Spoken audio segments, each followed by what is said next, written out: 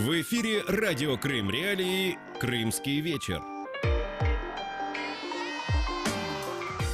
18 мая в Украине и мире чтят память жертв геноцида крымско-татарского народа. В этот день, в 1944 году, началась советская кампания депортации крымских татар из Крыма. За несколько дней с полуострова депортировали весь народ. 18 мая 2021 года акции памяти прошли, в частности, как в аннексированном Крыму, так и на материковой части Украины.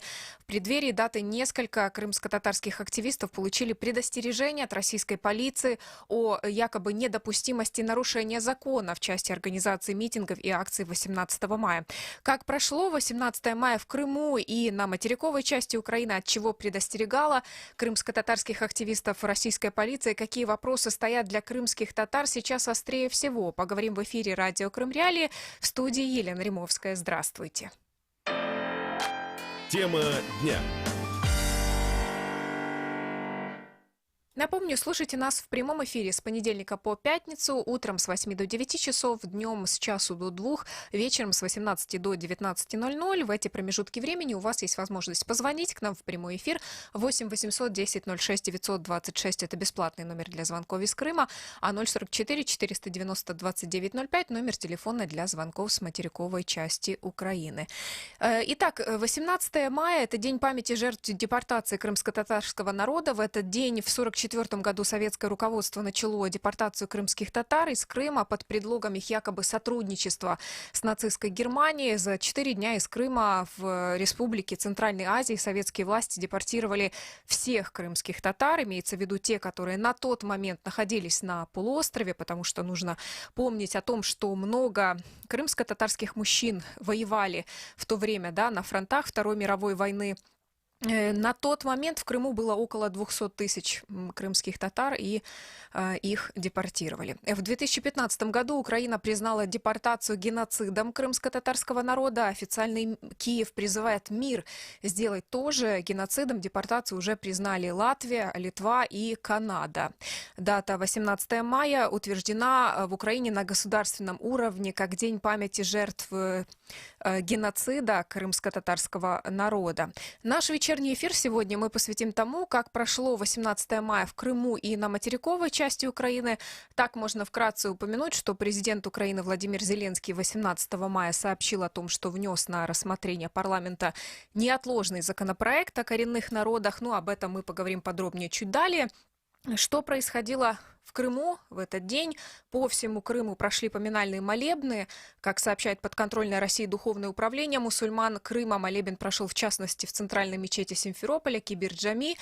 Кроме того, по данным ДУМК, в храмах всех конфессий были запланированы службы, цитирую, «за мирное сосуществование, взаимопонимание и процветание». Стоит отметить, что в Крыму после 2014 года 18 мая называется Днем памяти жертв депортации народов Крыма, я имею в виду на уровне чиновников. Таким образом, эта дата позиционируется. По-своему, память жертв депортации крымско-татарского народа почтили представители подконтрольного России руководства Крыма. Так, российский глава Крыма Сергей Аксенов возложил цветы к памятнику Возрождения в Крымском инженерно-педагогическом университете. И вот что он сказал. Преступник не имеет национальности в данном случае, поэтому все вопросы надо рассматривать персонально. Поэтому ни один народ не может отвечать за действия отдельных членов. Поэтому здесь даже без вариантов. Все должно быть всегда справедливо. Эти слова Сергея Аксенова мы еще обсудим сегодня в нашем эфире.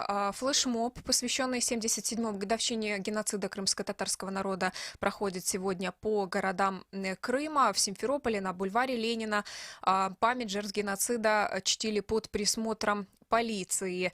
И в преддверии Дня памяти сразу несколько крымско-татарских активистов получили предостережение от российской полиции. О таком предостережении известно, в частности, что его получил крымско-татарский активист Заир Смедля, о том, что крымские татары массово получают такие предостережения. Упоминал в своем фейсбуке, в частности, активист крымско-татарского движения Нариман Джилял. Он с нами на прямой скайп-связи. Нариман, добрый вечер. Добрый вечер. Эти предостережения, о которых вы тоже упоминали в своем фейсбуке, это привычная практика для российских властей в эти годы или это что-то новое? Нет, это стандартные предостережения, их формулировки с небольшими изменениями кочует уже из документа в документ. У некоторых моих коллег, да и у меня, наверное, тоже уже более десятка, наверное, скопилось их за все эти годы. И зачастую их вручают именно перед какими-то памятными, праздничными или трагическими датами, то есть тогда, когда крымские татары могут собраться, провести какое-то публичное мероприятие и так далее. Формулировка всегда примерно одна и та же, что по имеющейся якобы у прокуратуры или у МВД информации данное конкретное лицо может быть инициатором или участником, организатором какого-то там публичного действия по такому случаю, и мы вас предостерегаем там от нарушения российского законодательства и так далее. А Ну, кто, люди кто, кто реагируют на это. обычно получает такие предостережения? Кто эти Ой, вы люди, знаете, которым повышено внимание российской полиции? изначально это были члены Меджлиса крымско-татарского народа, делегаты Курултая. На данный момент список расширяется. Вот в последнее время стали активно получать участники объединения «Крымская солидарность», просто инициативные люди. Иногда даже задаешься вопросом, почему этому человеку дали вот подобное как бы предостережение и так далее. Но, видимо, достаточно даже какой-то вот просто солидарности с национальным движением, с правозащитным движением в Крыму, чтобы вот уже получить такое, как его называют, письмо счастья и попасть под пристальное внимание служб тех или иных Российской Федерации. Вот в этом году, например,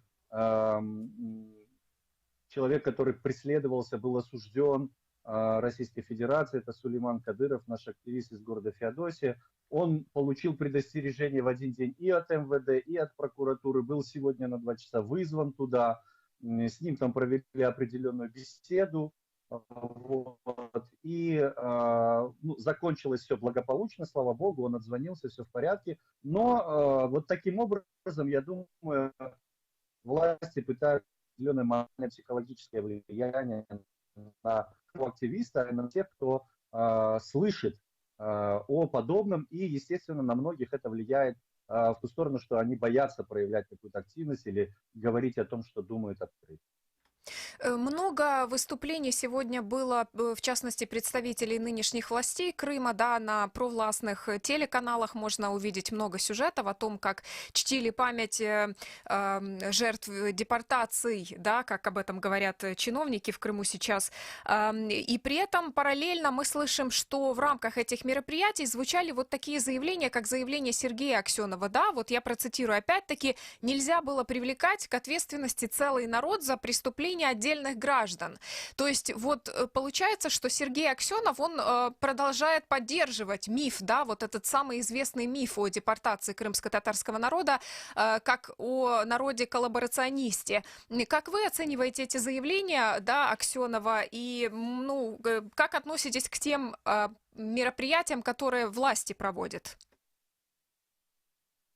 Ой, вы знаете, все эти мероприятия выглядят достаточно фальшиво. Если в их программах там даже пытаются избежать какой-то откровенной лжи, то очень часто не договаривают, да, о каких-то исторических фактах, нюансах, акцентах. Когда вы говорите, что репрессированные народы не были виноваты, что они были неверно оклеветаны, что с ними поступили несправедливо, будьте добры, говорите о том, кто принимал эти решения, их фамилии известны, и выступайте против их возвеличивания вновь, установки их памятникам и так далее. То есть, когда вы говорите, что депортации были преступными, называйте их инициаторов, в частности, Сталина, преступником. Здесь-то четко понятно, кто подписывал эти документы, кто исполнял эти приказы и так далее. Но нет, мы с одной стороны говорим о некой выдающейся роли некоторых там руководителей Советского Союза в тех или иных исторических событиях, а с другой стороны пытаемся как бы вот пригладить репрессированных людей и попытаться как-то там проявить о них заботу и так далее.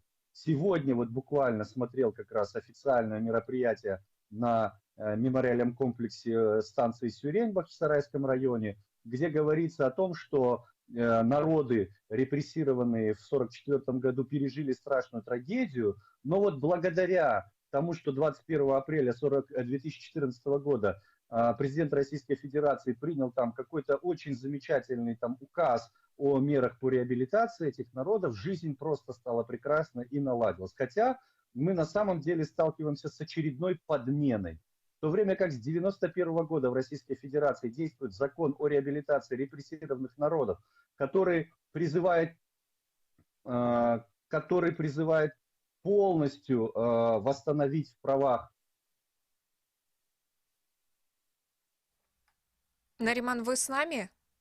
Вы Да, пропали. Я здесь, я на связи, который призывает полностью реабилитировать, в том числе восстановить национально-территориальную автономию, которые были ликвидированы. Получается, что этот закон достаточно полновесный, достаточно глубокий, действующий в Российской Федерации, заменяет указом нынешнего президента, который, достаточно пустой, как говорят многие эксперты, да и любой человек, который умеет читать. И вот с таким живешь и сталкиваешься повседневно. Поняла, спасибо вам большое. Знаю, что время у вас ограничено. Это был Нариман Джилял с нами по скайпу, активист Крымско-татарского национального движения из Крыма. Я напомню, что в эфире радио Крым Реалии, в вечернем нашем эфире мы делаем упор на то, как вот этот день, 18 мая, прошел как в Крыму, так и на материковой части Украины. Об этом будем еще говорить далее. Вот что касается заявлений, решений на уровне крымских подконтрольных России чиновников и российских чиновников, то можно вспомнить, что вот в преддверии дня 18 мая, 17 мая прозвучало заявление со стороны Кремля. Президент России Владимир Путин дал поручение правительству оказать содействие в строительстве соборной мечети. В Крыму правительство России и Крыма должны доложить о результатах выполнения этого поручения до 1 октября текущего года. Можно напомнить, что в 2019 году якобы Россия планировала открыть эту мечеть, но пока сроки переносятся. Я напомню, что о самой истории депортации крымско-татарского народа мы говорили в эфирах наших утренних, в дневном эфире. Очень много материала на эту тему и на сайте Крым Реалии. Что же касается непосредственно актуальных событий, упоминали мы о предостережениях. С осуждением действий российской полиции в связи с предостережениями выступил глава Меджлиса крымско-татарского народа Рифат Чубаров. Давайте послушаем. Десятки кримсько-татарських активістів, серед них члени Меджлісу кримсько-татарського народу, отримали попередження, як нібито якісь екстремісти, терористи. Я від імені Меджлісу хочу висловити всім нашим людям підтримку. І без того, якщо б я не сказав, бо ці люди мужні, вони розуміються, навіщо окупанти так себе поводять. Вони хочуть залякувати наш народ, їм це не вдається, але вони все це продовжують щоденно. Свой вклад в чтение памяти жертв депортации крымско-татарского народа сделали, в частности, и фигуранты так называемого второго симферопольского дела Хизбут Тахрир. 17 мая они принесли в суд, как раз было заседание, листы, на которых были надписи с осуждением преследований крымско-татарского народа на разных исторических этапах. Об этом сообщает движение «Крымская солидарность». Как мы уже упоминали, и в рамках флешмоба 18 мая крымские татары фотографируются с плакатами, на которых напоминают как о трагедии 1944 года, так и современных притеснениях крымских татар уже в аннексированном Крыму. И можно упомянуть о том, что 18 мая, в День памяти жертв геноцида крымско-татарского народа, в Симферополе проходит заседание по видеоконференц-связи с Ростовским судом в отношении фигурантов так называемого 4-го бахчисарайского дела Хизбут Тахрир. Тут можно напомнить, что большинство фигурантов так называемых дел Хизбут Тахрир — это крымские мусульманы, преимущественно крымские татары. Сделаем небольшую паузу, продолжим. Как обойти блокировку Крым Реалии? Не удается получить доступ к сайту Крым Реалии? Скачайте и установите программу «Псифон» через поисковик на компьютер или смартфон. Когда соединение установится, заходите на нужные сайты через обычный браузер. Крым Реалии. Крымчане имеют право знать.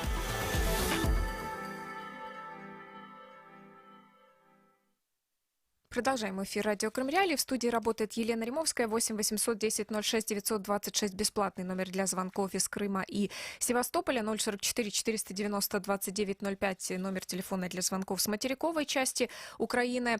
Перед эфиром радио Крым Реалии пообщались с ветераном крымско-татарского национального движения Зевджетом Куртумеровым.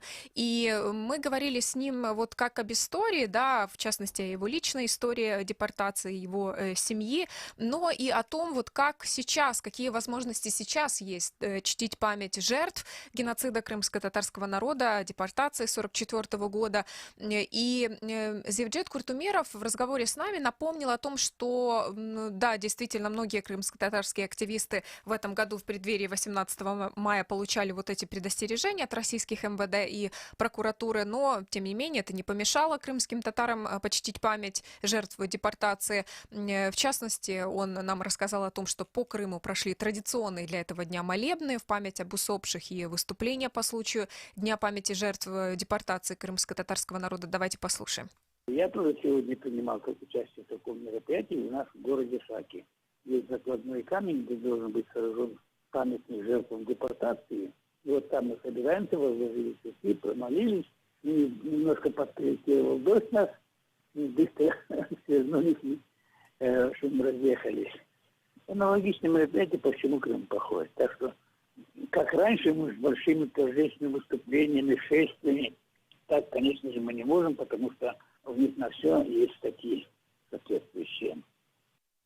Зевджет Куртумеров вернулся в Крым еще в советское время, да, вот он попал в число тех людей, которым это удалось. В 1967 году, если быть точным, после указа Президиума Верховного Совета СССР о гражданах татарской национальности, ранее проживавших в Крыму, этот документ отменял решение органов в части, содержавшей огульное обвинение в отношении граждан татарской национальности, да, крымско-татарского народа, если быть точным. Но вот согласно этому документу, крымские татары якобы укоренились на территории Узбекской и других союзных республик, то есть в местах депортации. Их возвращение в Крым не приветствовалось, но тем не менее Зевджет Куртумеров и еще несколько сотен, если я не ошибаюсь, около 2000 крымских татар тогда все-таки решили попробовать вернуться в Крым. И в разговоре с нами Зевджет Куртумеров, он вспоминал о том, что тогда на протяжении нескольких лет приходилось крымским татарам добиваться, например, прописки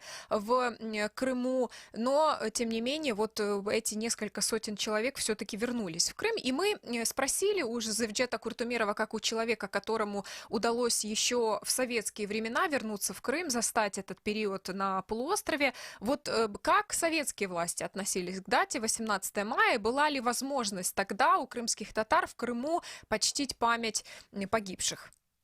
Нет, тогда таких расширенных мероприятий, как мы уже проводили после 91 года, конечно, таких мероприятий тогда и быть не могло, но мы сами по себе собирались там, где более-менее татар-то всего проживало до 91 года, в Крыму 9 тысяч человек.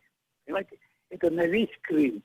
И где-то компактного какого-то поселения в Крыму не было, поэтому собирались то ли на кладбище, если в данном населенном пункте есть мусульманское кладбище, то ли на каком-то месте, вот, площади, там, возле вокзала, вот мы в Саках собирались, читали молебен и уходили, все. Никаких там докладов и так далее такого не было. И не могло быть, потому что тогда Украина тоже нас полностью не понимала, и хотя и все, кто шло из Москвы, они, конечно, выполняли, даже усердно выполняли. Ну, а так притеснения были очень серьезные, не только увольнения с работы. Многих, кто пытался прописаться, купил дом, выселяли бульдозерами, и дома сравнивали, и потом уже и деньги вернуть невозможно было. Некоторых осудили за такие мероприятия, например, в Красногвардейском районе, есть село Некрасово, там их побили и осудили от 1 до 3 лет, всем дали тюрьмы, и таких случаев было очень много. Напомню, что это Зевджет Куртумеров, ветеран крымско-татарского национального движения. Мы пообщались с ним перед эфиром, записали комментарии по случаю 18 мая, Дня памяти жертв геноцида крымско-татарского народа. Вот в нашем утреннем эфире сегодня прозвучал такой вопрос от нашего слушателя. Вот когда крымским татарам было труднее бороться, в советские времена или сейчас в условиях аннексии? И мы задали этот вопрос Зевджету Куртумерову, спросили его, вообще можно ли сравнивать. Давайте послушаем, что он ответил. Конечно, в советское время бороться тоже было нелегко, но тем не менее там не было такой жестокости, как это проводит вот сейчас. Сейчас, смотрите, вот мы когда начали, нам запретили вообще собираться, делать массовые мероприятия, когда перешли к одиночным пикетам. Они буквально через 2 недели в свое законодательство ввели положение о том, что одиночный пикет тоже запрещены. Они реагируют очень быстро, не то, что там в Киеве, если что-то хотят поднять, но ходят целый год, чтобы принять изменение какого-то законодательства или новый закон принять. У них это делается буквально по горячим следам, как говорится. И сейчас вот даже мы не имеем права даже одиночный пикет делать. Не то, что там устраивать массовые какие-то мероприятия, хотя мы это стремимся. Вот, допустим, восхождение на грудь, это посвящено было 18 мая. Везде мы провели вот сегодня по всем регионам небольшое выступление, и потом уже молебны. Вот то, что мы можем. В основном мы стараемся работать над тем, чтобы сохранить язык, сохранить традиции сейчас в этих условиях других вариантов борьбы насильственной, которые мы всегда придерживаемся. Вот стараемся так язык, учение, учебу в школах, чтобы было хорошо, дети наши учились. И прививаем им любовь к Крыму и к Украине. Мы также отметили, в разговоре с Зевджетом Куртумеровым, как проходят мероприятия официальные в Крыму сейчас в условиях аннексии. Напоминали и о заявлении Сергея Аксенова о том, что якобы, цитирую, нельзя было привлекать к ответственности целый народ за преступления отдельных граждан. Спросили, как он оценивает такое отношение к трагедии депортации на официальном уровне, и как в крымском обществе вообще обстоят дела с развенчанием мифов о депортации. Депортация – это было выселение, основной целью которого было уничтожение крымско-татарского народа, потому что он им всяко мешал, им нужно было быть единоличным хозяином крымской земли. Но все равно сумели вернуться, что бы это нам ни стоило. И этого они нам никак не могут простить. Поэтому в школах, хоть вы, наверное, слышали месяц назад, там учительница говорит, вы предатель, поэтому к вам такое отношение. И это не в одной школе, в нескольких школах было. Они до сих пор муссируют этот термин предатели, и его под разными ярлыками наши стараются навесить. Хотя мы сейчас в архивах нашли документы, что у нас не просто 8 героев Советского Союза. Звание Героя Советского Союза было присвоено 24 крымских татары, которые не получили их, потому что после 1944 года уже практически это звание татарам крымским не присваивалось. Поэтому это все надумано, и у них это из поколения в поколение передаются, предатели, татары такие. Даже сегодня вот мы, когда собирались провести молебен, там были несколько русских женщин. Не знаю, что они там пришли, там лавочки красиво, мы сидели там. И они эту тему обсуждали. Это в Крыму повседневное, будем говорить, так, явление. Ну и последний вопрос, который мы задали Зевджету Куртумерову, ветерану крымско-татарского движения. Какие сейчас самые актуальные проблемы для крымско-татарского народа? Самые актуальные проблемы для крымско-татарского народа – это, во-первых, надо прежде всего думать о том, чем ты занимаешься. Занимаешься ты сельским хозяйством, занимайся. И твоя единственная задача – обеспечить пищу своим детям и обучать своих детей в высших учебных заведениях. Потому что без знаний мы их не сможем никак свое достойное место занять и не сможем свою государственность построить. И вот это наша цель. И вторая цель глобальная – это сохранение нашего языка. Без языка мы здесь будем никто. Интересный же факт. До войны все русскоязычные и украинское население умели разговаривать по-крымско-татарски. И это считалось для них гордостью даже, что они освоили этот язык. А сейчас нам троллейбусы в автобусе всегда говорят: разговаривайте на русском, мы вас не понимаем. А что ты должна меня понимать? Поэтому язык культура и образование. Вот эти три задачи в этих условиях мы еще можем соблюсти и этим самым приблизить возвращение Украины. Напомню, что это был Зевджет Куртумеров, ветеран Крымско-татарского национального движения. Мы пообщались с ним перед эфиром, да, записали наш разговор, мысли Зевджет Бея. И напомню, что в эфире радио Крым Реалии сегодня мы говорим о том, вот как вот прошел этот день, 18 мая, как в аннексированном Крыму, так и на материковой части Украины. Тут можно упомянуть о том, что Меджлис крымско-татарского народа в своем заявлении напомнил о незаконности аннексии России Крыма в 2014 году и, в частности, призвал международное сообщество объединиться вокруг Крымской платформы, первое заседание которой должно состояться 23 августа. Акции, приуроченные ко Дню памяти жертв геноцида крымско-татарского народа, прошли сегодня в разных городах на материковой части Украины, в частности, во Львове. Так, на центральной площади Рынок, на ратуше подняли крымско-татарский флаг. В мероприятиях принял участие и мэр города Андрей Садовой. Кроме того, в акциях по случаю 18 мая во Львове принимала участие Оксана Новикова. Это вынужденная переселенка из Крыма во Львове, предпринимательница. Оксана с нами на прямой связи. Добрый вечер. Добрый вечер. Расскажите нам, пожалуйста, в каких мероприятиях сегодня вы во Львове принимали участие и как это выглядело, и много ли было людей? Ну, я вже звикла трошки розмовляти українською у Львові, тому я продовжу українською. Сьогодні було декілька заходів, які були приурочені до цієї сумної річниці. Це мероприємство на площі Ринок на 11 годину, де це офіційне мероприємство, де згадали, звучав кримсько-татарський гімн, який насправді для мене був таким. Я згадала кримські наші 18 травня, коли ми теж періодично бували на цих днях пам'яті. І це було дуже сумно і дуже зворушливо насправді при підйомі кримсько-татарського прапора. Я дуже хочу, щоб колись ми це почули, відчули в Криму знов. Я знаю, що в Криму активісти підіймалися на Чотирдак з прапорами і бачили це в соцмережах, і ми їх підтримуємо, знаходячись тут теж. Много ли было людей вот на акции во Львове, и были ли это только крымчане, которые, вынужденно оказались во Львове после 2014 года, или же разные люди, жители города, коренные, например, в том числе? Насправді на 11 годину було трошки більше журналістів, ніж мешканців. Це робочий день, тому було не дуже багато людей. Хоча потім на виставці біля музею релігії вже там було трошки цікавіше і жвавіше.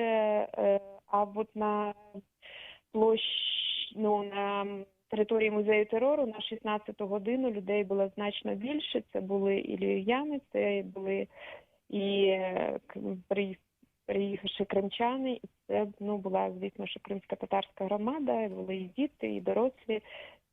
І в таких, ми почули звернення Меджлісу, побачили фільм про повернення і боротьбу кримських татар за своє повернення на рідну землю.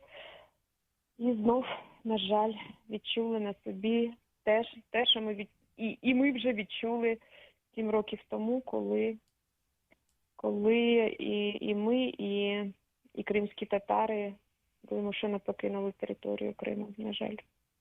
Поняла. Спасибо вам большое. Это была Оксана Новикова, крымчанка, которая была вынуждена переехать из Крыма после начала оккупации полуострова России в 2014 году. И вот Оксана поделилась с нами тем, как выглядела акция ко Дню памяти жертв геноцида крымско-татарского народа во Львове сегодня, 18 мая. И на сайте Крым Реалии вы можете найти больше информации о том, в каких городах проходили такие акции, много ли было мало людей и как вообще эти акции проходили. Много есть переселенцев из Крыма на материковой части Украины. Вот во Львове, если я не ошибаюсь, только крымских татар больше 1000 человек. Но, как видите, в акции ко Дню памяти жертв геноцида крымско-татарского народа принимают участие далеко не только крымские татары. Выступил по случаю 18 мая сегодня президент Украины Владимир Зеленский. Он сообщил о том, что внес на рассмотрение парламента неотложный законопроект о коренных народах. По словам президента Украины, это поможет закрепить статус коренных народов Украины, в частности, крымских татар. Давайте послушаем фрагмент обращения президента України. Сьогодні кожен з нас розділяє разом з вами цей біль. І як одна країна та одна сім'я ми кажемо сьогодні не вони, а ми. Ми не забудемо, як нас вигнали з власного дому і везли кілька тижнів за 1000 кілометрів від нього. Як ми змогли повернутись лише через 45 років. Як ми не впізнали рідний дім, де були стерті історичні назви та пам'ятки. І найголовніше, ми не пробачимо, що 70 років по тому ми були змушені знову покинути свій дім через російську анексію. А тих із нас, хто залишився, окупаційна влада переслідує, утискає та ув'язнює. Также президент Украины сообщил о подписании указа о мерах по деоккупации и реинтеграции полуострова, в частности, о стратегии развития крымско-татарского языка до 2032 года.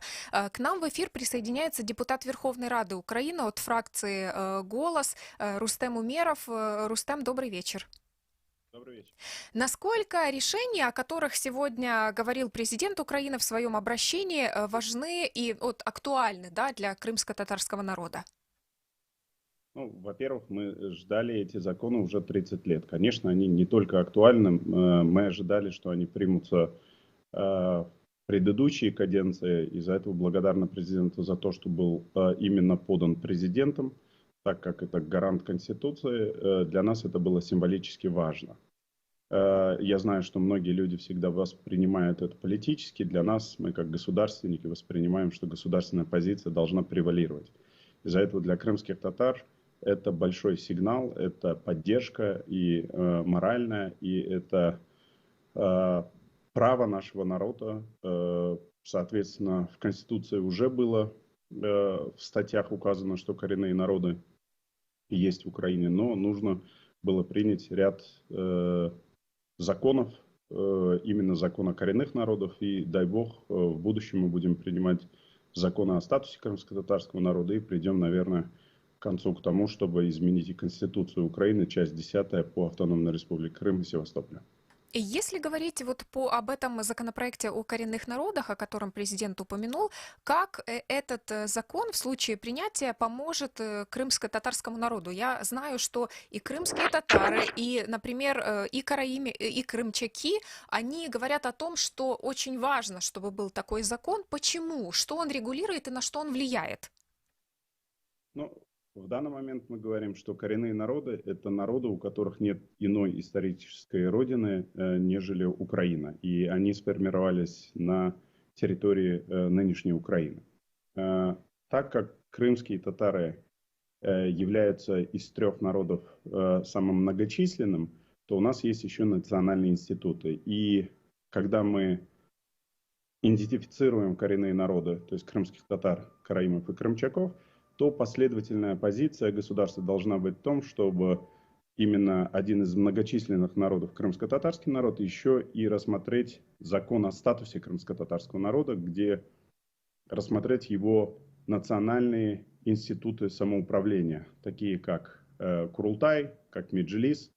Соответственно, для нас это уже начало, и дай бог, наверное, на следующий год мы рассмотрим еще и второй законопроект, или проект закона, который будет именно говорить о статусе, о национальных институтах, о системе, как мы будем избираться. И, дай бог, это приведет к тому, чтобы мы и рассматривали и изменения в Конституцию.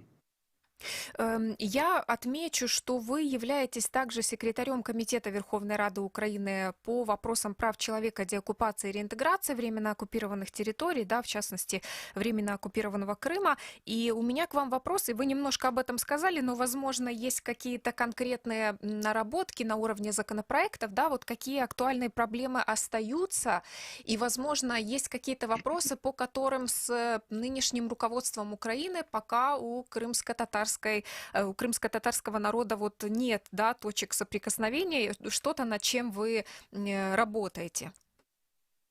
Смотрите, давайте рассмотрим это в нескольких аспектах эти вопросы. В первую очередь мы, как коренной народ Украины, имеем свои представительские институты и органы, как Курултай, Меджлис. Мы работаем на территории временно оккупированного Крыма. Мы работаем на материку Украине, как в политическом плане, так и в дипломатическом плане. В данный момент для нас очень важно было решить вопрос правового статуса. Того статуса, который мы ожидали 30 лет. Из-за этого для нас, конечно, очень большой сигнал и моральная поддержка, что вопрос именно правовой, закон о коренных народах уже был подан президентом Украины в парламент. Какие у нас отношения? Так как мы сами, как государственники, ведем последовательную позицию, для нас важный вопрос – это государство Украины. В государстве Украины есть основной закон, и необходимо принимать те законы, которые дадут возможность крымско-татарскому народу идентифицировать себя как коренной народ, а также обозначить их национальный институт или наши национальные институты в правовом поле. Соответственно, я бы не хотел политические вопросы и правовые вопросы путать. В данный момент наша основная задача – это закрыть все правовые вопросы, которые у нас стоят на повестке дня более 30 лет или более 29 лет. И, соответственно, для меня является приоритетом. Мы сейчас идентифицировали где-то 30 проектов законов, 6 из которых мы считаем, что необходимо или 2-3 из них необходимо принять до Крымского саммита и на следующий год. Соответственно, здесь больше я работаю над тем, чтобы как-то классифицировать это, например, до 18 мая какие-то законы предлагать в Верховной Раде. Некоторые законы необходимо успеть подать до Крымского саммита, а ряд законов нужно обсудить как и с властью, так и Верховной Радой, так и Кабинетом министров и поставить план следующего года. Вот среди многочисленных заявлений по случаю 18 мая сегодня в нескольких заявлениях упоминались те граждане Украины, крымчане, которых Украина считает политузниками Кремля. Их сейчас больше 100 человек, и большинство из этого списка это крымчане, и большинство из этих крымчан это крымские татары. Возможно, вы на уровне своего комитета в парламенте обсуждаете какие-то возможности, да, как можно добиться от России освобождения этих людей. А мы как раз вчера напоминали в нашем эфире, что в последний раз крымчане возвращались, точнее, да, были освобождены в рамках обмена в сентябре 2019 года. Мы как раз до вашего эфира я встречался с Умер-ага Ибрагимовым и Бекир-ага Дегирменджи. Как вы знаете, Эрвин Ибрагимов был похищен, и его статус до сих пор мы не знаем о его статусе. Также, как вы знаете, Бекир-ага был осужден. Соответственно, эти вопросы тоже сегодня поднимались. Политических узников Россия рассматривает как важель впливу и не ведет переговоры, а именно политических заключенных, считая их экстремистами или старается их преподнести мировому сообществу как экстремистов и террористов. Мы максимально прилагаем все усилия как государство, как Меджлис, как делегаты, как народные депутаты. Однако нам необходима поддержка международного сообщества И в этом случае нам до сегодняшнего дня помогала Турция. Мы передавали списки всех политзаключенных. Турция со своей стороны прилагала дипломатические усилия, и у нас был успех только связанный с освобождением Ахтемара и Ильмера, Ахтемара Чигоза и Ильмера Умерова. В данный момент этот вопрос тоже актуален. Мы передали через наши каналы, дипломатические каналы Турции, список политзаключенных, и также просим Турцию активно долучитись к этой проблеме и, скажем, постараться провести какие-то консультации с Российской Федерацией по вопросу политузников. Однако это не только единый канал. В данный момент, ввиду того, что у нас есть инициатива «Крымская платформа», через нее мы тоже обращаемся к нашим международным партнерам, чтобы они включили в повестку дня вопрос политзаключенных и начали также через свои дипломатические и политические каналы консультации по обмену этих или освобождению этих политзаключенных. Поняла, спасибо вам большое. Это был Рустем Умеров, депутат Верховной Рады Украины от фракции «Голос», с нами на прямой связи по скайпу. Коснулись мы, в частности, не только вот инициатив, о которых упоминал в своем обращении президент Украины Владимир Зеленский, но и вопроса крымских политузников. Кремля работа, по словам Рустема Умерова, ведется. Можно вот в контексте сегодняшней нашей программы, не так много времени осталось у нас, но можно напомнить о том, что в 2015 году прокуратура Автономной Республики Крым открыла уголовное производство в связи с депортацией крымско-татарского народа советскими властями в 1944 году. И вот к 18 мая заместитель генпрокурора Украины Гюндуз Мамедов в своем блоге на «Украинской правде» напомнил о том, что есть такое дело. И он рассказал о том, что на данный момент объявлено 16 подозрений. Но такой интересный момент, об этом нам Гюндуз Мамедов говорил в 2019 году. Сомневаюсь, что за это время что-то изменилось, что Россия отказала Украине в предоставлении архивных документов для расследования этого дела. Я вижу, что у нас есть под YouTube-трансляцией вопрос по поводу телеканала АТР. Ну вот последние новости, что я могу вспомнить, это то, что в Министерстве реинтеграции временно оккупированных территорий говорили о том, что телеканал АТР может принимать участие в конкурсе на госфинансирование на общих условиях. Это заявление от конца апреля. Можно напомнить, что в феврале этого года гендиректор канала Ленур Ислямов пожаловался на то, что телеканал не может получить финансирование из госбюджета.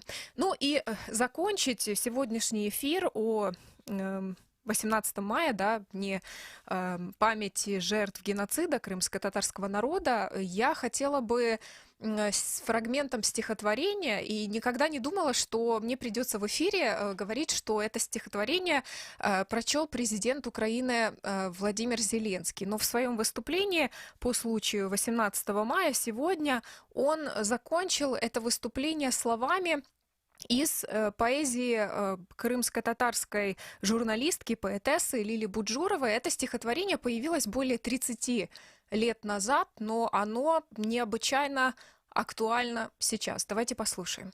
Когда мы вернемся домой всем народом, придется вам вспомнить, откуда мы родом. Придется вам вспомнить, откуда вы сами, незваными здесь объявились гостями. Когда мы вернемся, а мы все вернемся, однажды в степи или горах соберемся и весело, с музыкой справим поминки по вашим указам, по вашим дубинкам. Вічна пам'ять всім жертвам геноциду кримсько-татарського народу. Крим буде вільним. Крим, Сербест, Оладжак.